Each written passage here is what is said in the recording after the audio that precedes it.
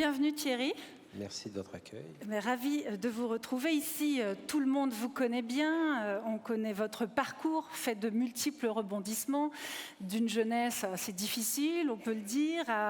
Vous êtes parvenu à devenir un des chefs les plus prestigieux de France et vous êtes aujourd'hui président de la Fédération des métiers de la restauration et de l'hôtellerie.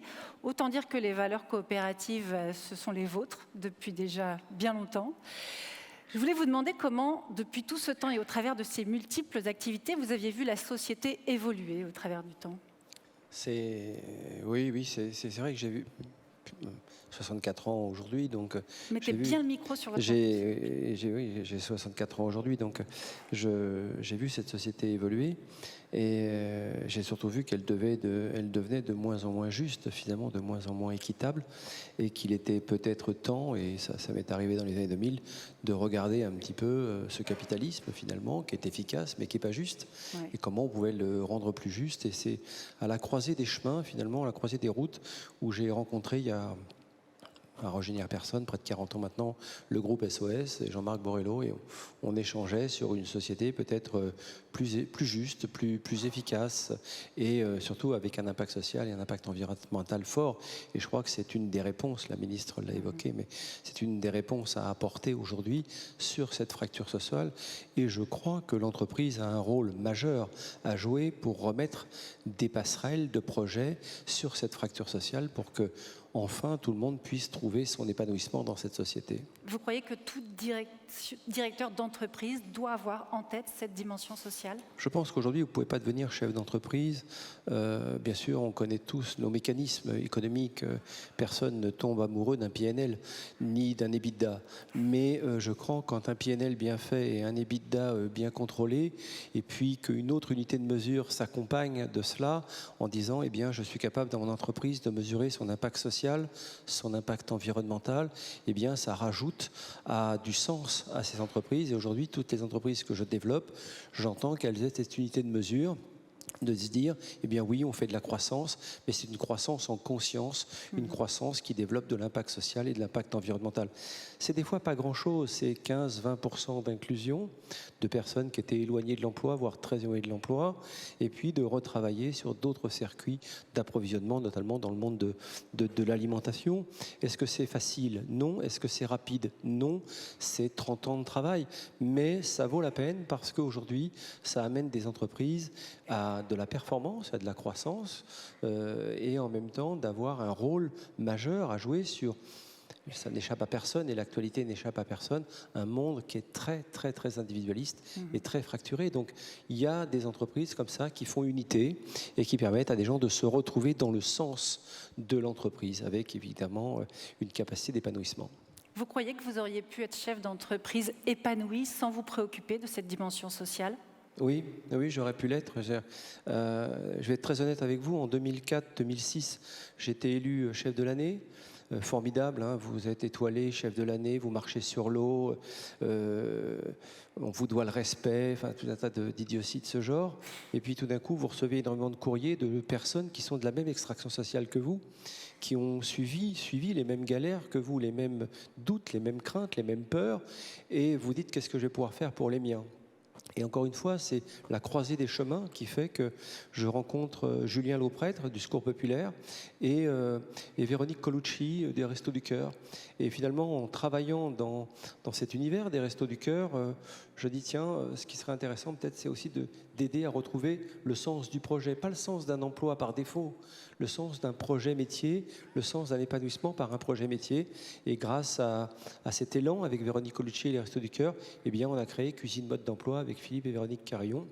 Et aujourd'hui, on permet à des personnes qui sont éloignées de l'emploi, très éloignées de l'emploi, en grande précarité, ou des personnes qui ont eu des accidents de parcours, de trouver l'idée du projet. Vous savez, ce qui vous fait regarder au-dessus de la ligne d'horizon et pas de regarder et de vous croire surtout assigné à une précarité ou à un quartier ou à une ruralité dans lequel vous n'arrivez plus à vous épanouir. Au sein de votre fédération aujourd'hui, c'est quoi les enjeux que vous pointez pour l'avenir et les pistes que vous envisagez ? Je vais vous dire les enjeux que je pointe dans ce syndicat dans lequel j'ai été élu, en pensant que j'allais être viré le mois d'après. Parce que j'ai dit, mon combat, le combat de ce mandat, ce sera communication interne et externe de notre syndicat, 2, l'impact social et l'attractivité métier, et j'ai beaucoup insisté sur l'impact social, et 3, l'impact environnemental, en expliquant que nous ne réussirons pas l'impact environnemental si d'abord nous ne réussissons pas l'impact social. Donc ce sera mon mandat, je ne ferai pas 50 mandats, mais en tout cas les fondations de ce tournant qu'on doit prendre pour rentrer vraiment au cœur de ce 21e siècle avec tous les enjeux qui sont liés à ce 21e siècle, et notamment cet enjeu de l'ubérisation qui arrive, voire de l'ubérisation du travail, qui peut nous inquiéter sur notre modèle social français. Eh bien, il y a des combats à mener.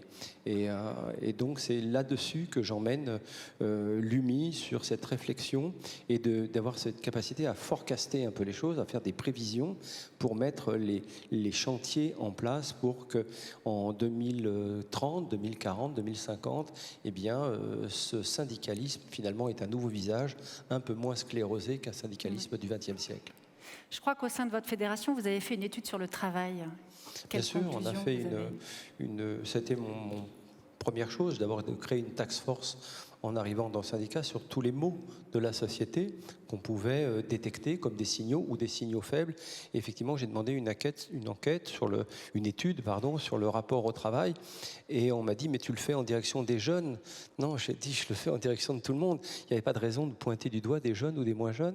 Et finalement, on a eu, au retour de cette étude, d'un panel assez large, une idée que les réponses étaient assez claires. Nous n'aurons pas un rapport sacrificiel au travail. Donc ça veut dire que dans nos entreprises, il va falloir apprendre à replanifier cette idée du travail, à faire des montées en compétences qui soient probablement beaucoup plus rapides que cela. Et ça, il faut en tenir compte dès aujourd'hui. Et puis d'entendre aussi que eh bien, les écoles ne seront pas là forcément pour nous fournir la main-d'œuvre dont on aura besoin. Donc la formation en interne dans nos entreprises va être un sujet majeur pour garder nos salariés et les faire s'épanouir avec nous. Mais tout ça sont des enjeux de société qu'il faut regarder en face. C'est-à-dire encore plus important dans la restauration, non? Est-ce qu'il y a une différence? Je ne crois pas qu'il faille pointer comme ça, encadrer la restauration, l'hôtellerie-restauration, mais je pense que les métiers de la santé ont les mêmes sujets, que les métiers de la logistique ont les mêmes sujets, que les métiers de la grande distribution ont les mêmes sujets.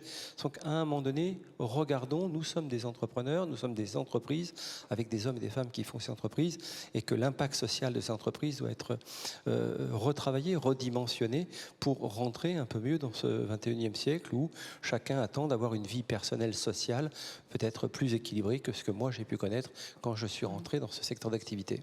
Et vous pensez qu'en tant que chef d'entreprise, ce sera tenable économiquement ? Mais il n'y aura pas d'autre choix. Je pense que c'est une... Comment je pourrais m'expliquer? C'est une temporalité. Vous savez, il y a Chronos, la montre, le temps, la consommation. Il y a Kéros, la décision. Et là, on est presque passé la décision. Il faut prendre la décision. Et probablement, dans beaucoup d'entreprises, la décision est prise. Et puis, Aion, qui est la nature des choses, l'humain, le vivant. Et tout ça, eh bien, cette temporalité qui ne fait plus qu'un maintenant, eh bien, la boucle est bouclée. Il faut aller là-dedans.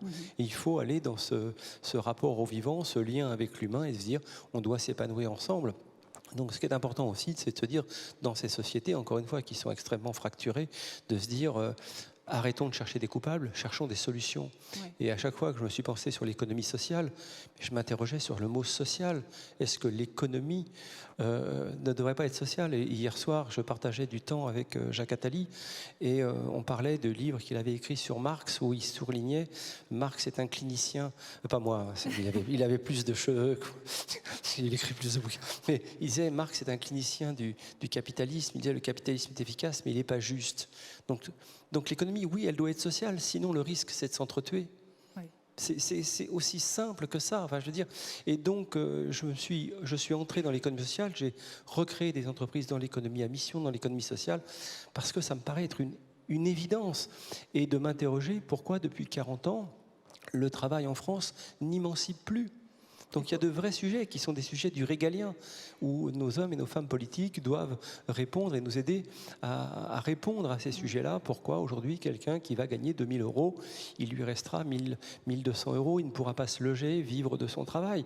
Donc il y a des interrogations qui ne peuvent pas rester superficielles. Elles doivent être des dossiers de fond dans cette société, mais ce n'est pas en cherchant des coupables qu'on va trouver des solutions. Est-ce que finalement vous êtes optimiste pour l'avenir? Oui, complètement, oui, bien sûr. Moi, j'aime bien cette phrase de Bertolt Brecht qui dit « Celui qui ne combat pas a déjà perdu ». Nous sommes là pour être des hommes et des femmes positifs et positives, et puis d'affronter la vie telle qu'elle est. Les Japonais pourraient dire, j'ai un kodawari, ils disent dur avec les faits, bienveillant avec les gens. Je crois que c'est comme ça qu'on peut s'en sortir. Mais à force de nier les faits, eh bien finalement on n'arrive plus à élever le débat et on n'est que dans une opposition politique politicienne qui n'a pas vraiment de sens. Aujourd'hui, il y a des sujets qui sont là sur la table, il faut les traiter. Il faut les traiter avec beaucoup de bienveillance, beaucoup d'équité, et puis de se dire trouvons des solutions ensemble. Vous voyagez beaucoup à l'étranger. Est-ce qu'il y a des choses dont on devrait s'inspirer? Oui, et des choses dont on ne devrait pas s'inspirer.